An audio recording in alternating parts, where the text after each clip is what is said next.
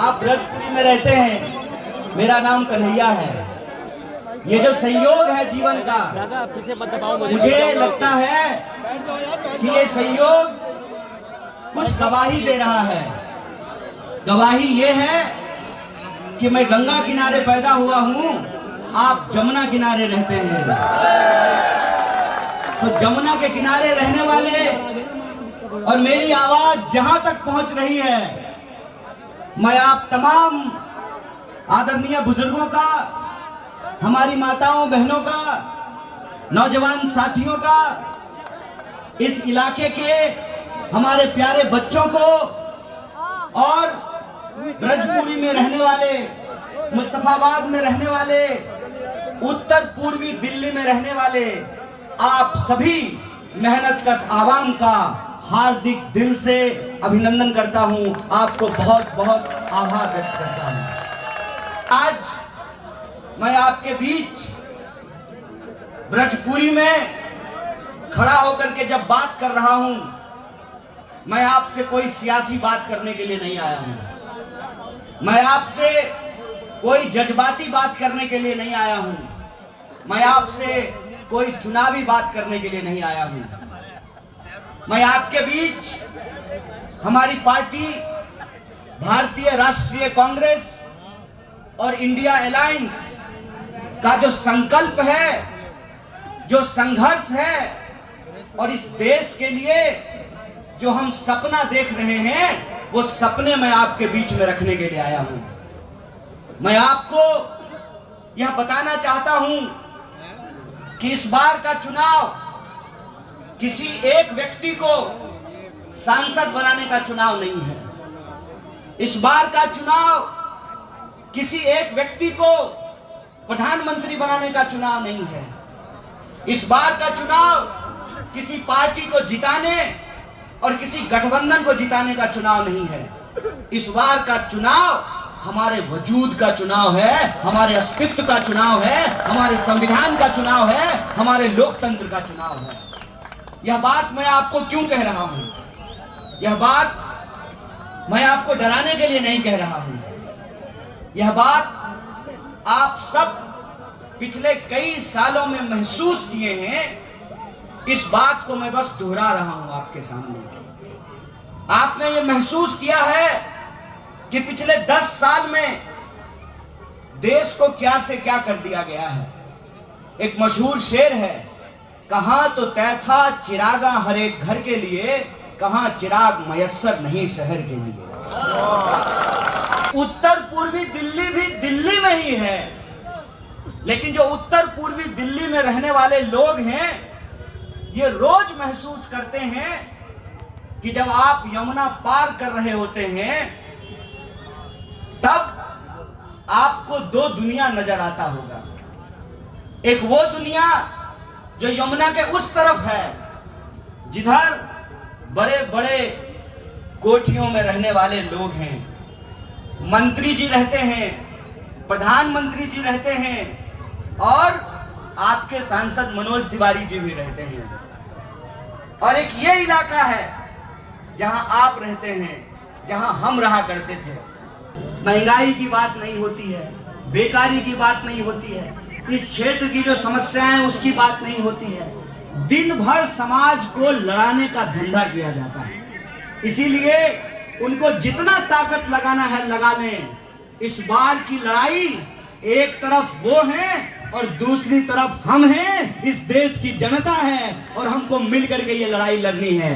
बोलिए लड़ेंगे? लड़ेंगे तो न्याय और अन्याय के इस संघर्ष में अन्याय हारेगा और न्याय की जीत होगी। इस बात को हमको याद रखना है। इसीलिए आप सबको अपनी एक जिम्मेवारी निभानी पड़ेगी। चुनाव में गिनती के 10-12 दिन बचे हैं और मैं जो हूं दिल्ली का सबसे गरीब प्रत्याशी हूं। मेरे पास हेलीकॉप्टर नहीं है और सबसे गरीब प्रत्याशी होने के चलते 24 लाख वोटर हैं उत्तर पूर्वी दिल्ली में, 10 विधानसभा है और लगभग 2200 बूथ है। और हम तो जो है सांसद महोदय की तरह जो है शादी भी नहीं किए हैं। तो हमारा प्रचार तो आप लोगों को करना पड़ेगा ना। तो आप अगर किसी ने कहा खत्म हो गया, अरे मोदी जी की तरह कौन जो है गुमराह कर रहा है। आप 100 फीटा रोड पे चले जाइए, आप 60 फीटा रोड पे चले जाइए, आप गोकुलपुरी चले जाइए, नंद नगरी चले जाइए, हर्ष विहार चले जाइए, आप करावल नगर चले जाइए, आप कहीं चले जाइए, कोई ऐसी सड़क नहीं है जहां जाम नहीं लगा हुआ है, जहां ट्रैफिक नहीं लगा हुआ है। स्कूल की छुट्टी होती है 2 बजे और बच्चे घर पहुंचते हैं शाम को 6 बजे।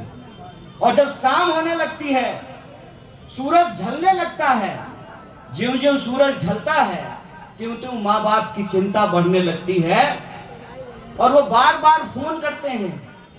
तो बच्चे फोन उठा करके कहते हैं कि बार बार फोन करके तंग क्यों कर रहे हो, ऐसा ना हो जाम में फंसे हुए हैं और तुम्हारा फोन उठाने के चक्कर में हमारा फोन ही कोई लेकर के भाग जाए। ये रोज की समस्या है, चाहे जाम की समस्या हो, चाहे मोबाइल चोरी की समस्या हो, चाहे इस एरिया में जो रहने वाले लोग हैं, थोड़ी सी बारिश हो ना जाए, थोड़ी सी बारिश हो ना जाए कि जमुना जी का पानी नहीं बढ़ता है लेकिन हमारी गलियों में पानी जमा हो जाता है। बोलिए जल भराव होता है कि नहीं होता है? और ये आज से नहीं हो रहा है, ये सालों से हो रहा है। पिछले 10 साल और उससे पहले भी हुआ है। तब और अब में फर्क क्या है? तब और अब में फर्क ये है, यहां बैठे हुए हैं पूर्व एमएलए साहब, तब और अब में ये फर्क है कि तब आपका जो सांसद होता था आप उसकी गाड़ी रोक लेते थे और आप उसकी गाड़ी रोक करके कहते थे कि सांसद साहब याद रखिएगा, हम ही आपको वोट दे करके सांसद बनाए हैं। अगर हमारा पुल नहीं बनवाएंगे, अगर हमारी गली नहीं बनवाएंगे, अगर हमारा नाला नहीं बनवाएंगे तो अगली बार हम आपको वोट नहीं देंगे। पिछले 10 सालों में यह फर्क आया है कि सांसद को लगता है कि उसको तो वोट उसके नाम पे मिल ही नहीं रहा है, इसीलिए काम करने की कोई जरूरत ही नहीं है। यह जो फर्क आया है कि लोकतंत्र में सबसे ज्यादा ताकत जनता के हाथ में होती थी। नया निजाम आया है, नया कायदा लेकर आया है और यह जो नया निजाम है उसको नया कायदा यह मालूम हो गया है कि समाज को आपस में लड़ा दो, झगड़े लड़ा दो, इस गली को उस गली से लड़ा दो, इस विधानसभा के लोगों को उस विधानसभा के लोगों से लड़ा दो। सांसद ने क्या काम किया यह सवाल कोई पूछेगा ही नहीं। क्यों? क्योंकि जो है मोदी जी के नाम पे वोट ले लेंगे। और यह जो फर्क हुआ है उसका नतीजा यह है कि 10 साल में सांसद महोदय दिल्ली के सबसे अमीर सांसद बन गए हैं। तो उस अमीर सांसद को यह गरीब लड़का चप्पल पहनने वाला चुनौती देने के लिए आया है। यह चुनौती देने के लिए आया है कि देखते हैं तुम्हारे देश दोस्त के टेम्पो में कितना काला धन है। तुम्हारे दोस्त के काला धन वाले टेम्पो का मुकाबला हम ई रिक्शा से करेंगे, इस बात को याद रखना। और रही बात हमारे एजेंडे की, जिस सपने की बात हमने आपसे की है, हमारा सपना यह है कि दिल्ली में रहने वाले लोग चाहे यमुना के उस तरफ रहते हो चाहे यमुना के इस तरफ रहते हो, वो भारत के नागरिक हैं। और वो अगर भारत के नागरिक हैं तो इस देश के संविधान ने, इस देश के लोकतंत्र ने उनको एक अधिकार दिया है। और अधिकार यह है कि जिसके पास फॉर्च्यूनर है उसका वोट भी एक होता है और जिसका बाप जूता सिलने का काम करता है उसका वोट भी एक होता है। यह है संविधान की ताकत। और इस संविधान की ताकत को ये हमसे छीन लेना चाहते हैं।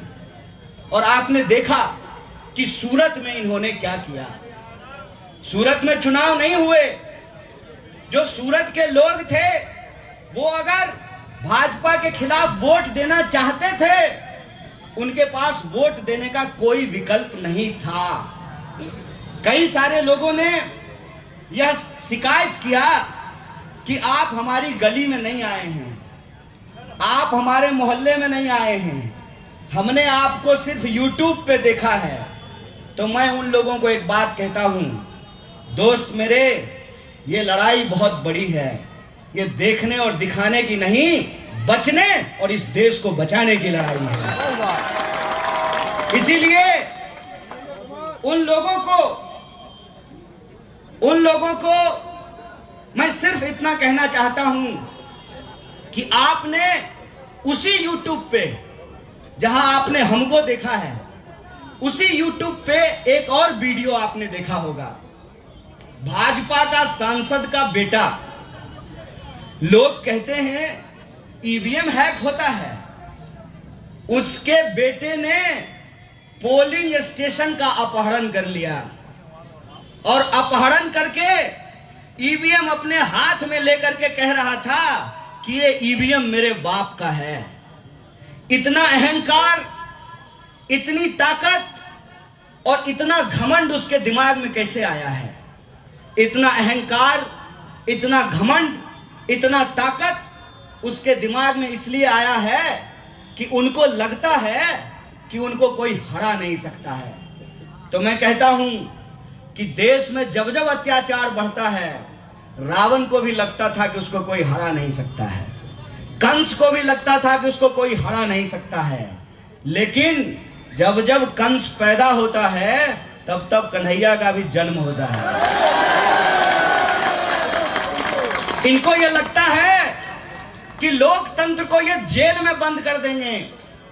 विपक्ष की एक एक आवाज को, चाहे वो नौजवान हो, विद्यार्थी हो, पत्रकार हो, लेखक हो, साहित्यकार हो, फिल्म बनाने वाला हो, एक एक इंसान को जो इनके खिलाफ आंख में आंख डाल करके सवाल पूछता है, उसको पकड़ करके ये जेलों में बंद कर देते हैं। तो मैं कहना चाहता हूं कि हमने आपकी जेलें देखी है साहब, और हमने आपकी लाठियां भी देखी हैं, हम आपके तोपों को भी देखेंगे, लेकिन याद रखिएगा ये भारत की भूमि है, ये भारत की धरती है।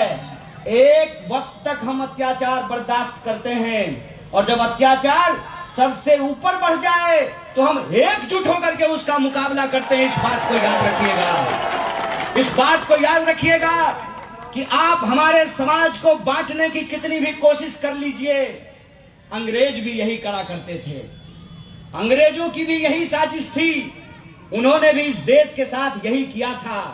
लेकिन जब अंग्रेजों का अत्याचार बढ़ा तो एक साथ राम प्रसाद बिस्मिल भी पैदा हुए और अशफाकुल्लाह खान भी पैदा हो गए थे।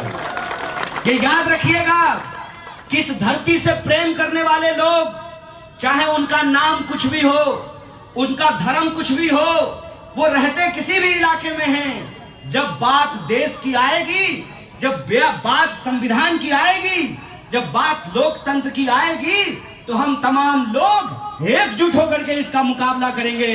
बोलिए, संविधान बचाने की इस लड़ाई में आप साथ हैं कि नहीं हैं? अगर आप साथ हैं तो मैं आपको एक मजेदार बात बताता हूं।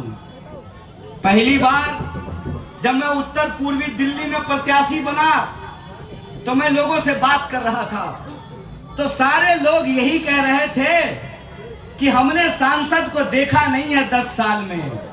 हम बोले चिंता मत कीजिए, आप जितना अपने सांसद को 10 साल में नहीं देखे हैं, उससे दुगना हम आपको 10 दिन में उनका दर्शन कराएंगे।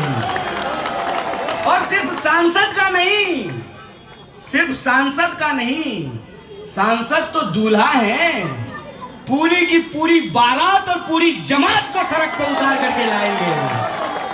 अभी सांसद महोदय गली गली घूम रहे हैं, हम आपको दिखे ना दिखे, आपको हम प्रधानमंत्री से भी मुलाकात करवाएंगे, कई सारे मुख्यमंत्रियों से भेंट करवाएंगे, कई सारे मंत्रियों से भेंट करवाएंगे, सारे दोस्त इनके आएंगे और आपकी गलियों में जो है जुगनू की तरह जो है चमकेंगे, जुगनू की तरह। लेकिन ध्यान बस एक बात का रखना है, इस 10 दिन में 10 साल को नहीं भूलना है।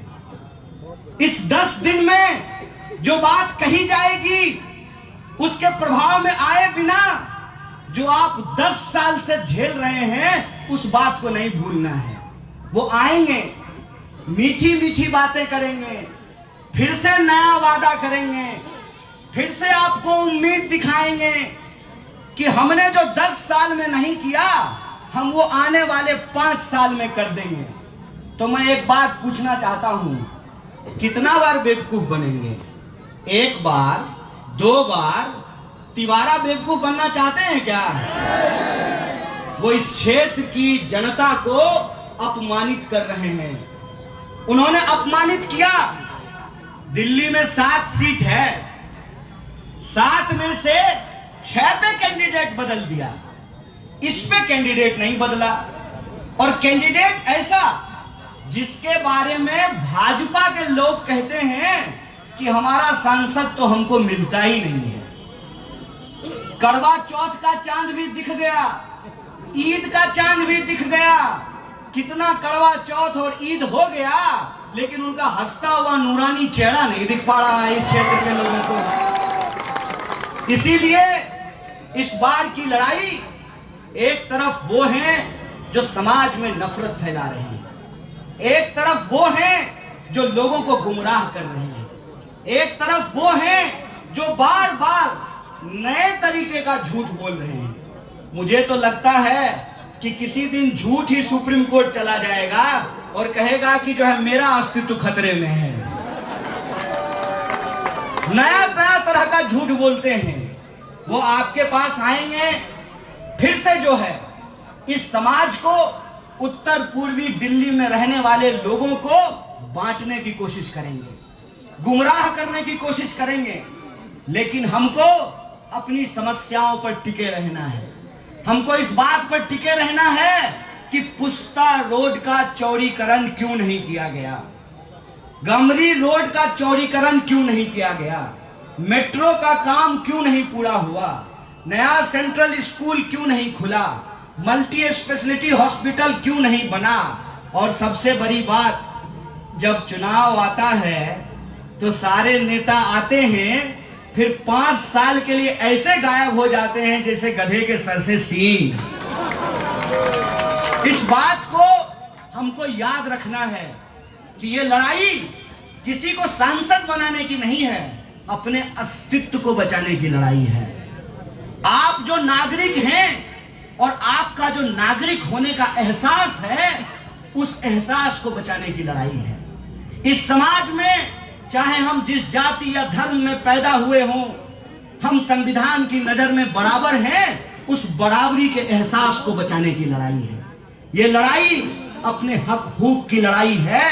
यह लड़ाई अन्याय के खिलाफ न्याय को बचाने की लड़ाई है। इस बात को हमको याद रखना है। बोलिए, आप न्याय के लिए, न्याय को बचाने के लिए तैयार हैं?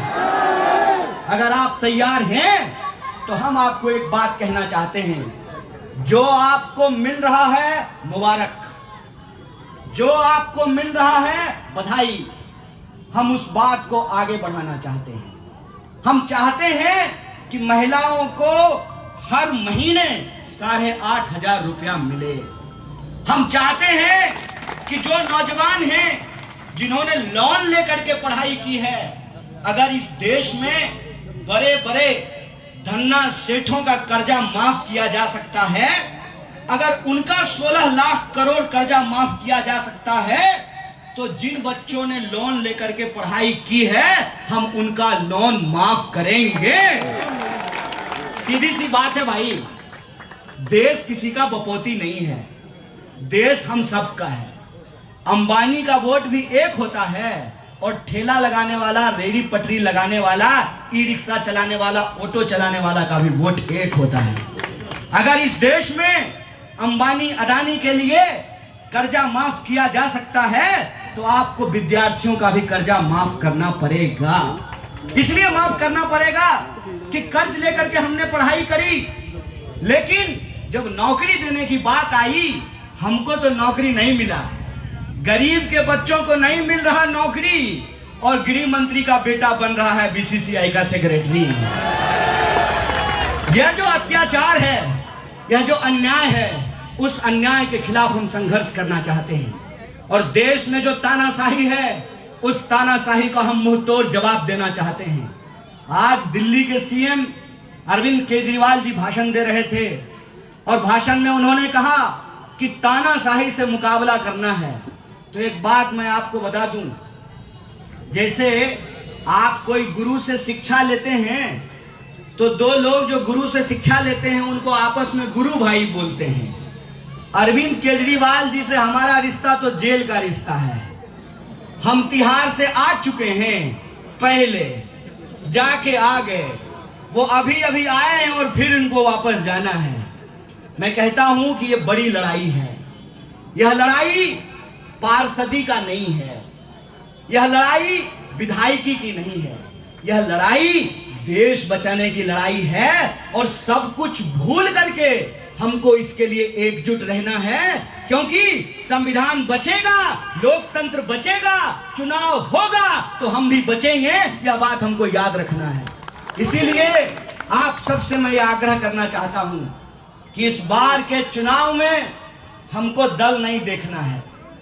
और जहां तक इस उत्तर पूर्वी क्षेत्र में होने वाले चुनाव का सवाल है, तो आप सब जानते हैं कि दिल्ली में इंडिया अलायंस बना है, और इंडिया अलायंस बनने के चलते इस बार हाथ में झाड़ू है। हाथ में झाड़ू कहने का मतलब कि 7 सीट है दिल्ली में, 4 सीट पर झाड़ू का निशान है और 3 सीट पर हाथ का निशान है। इसीलिए जो हमारी माताएं और बहनें हैं, खाली भाषण सुनने से काम नहीं चलेगा, आपको भी अपनी जिम्मेवारी निभानी पड़ेगी।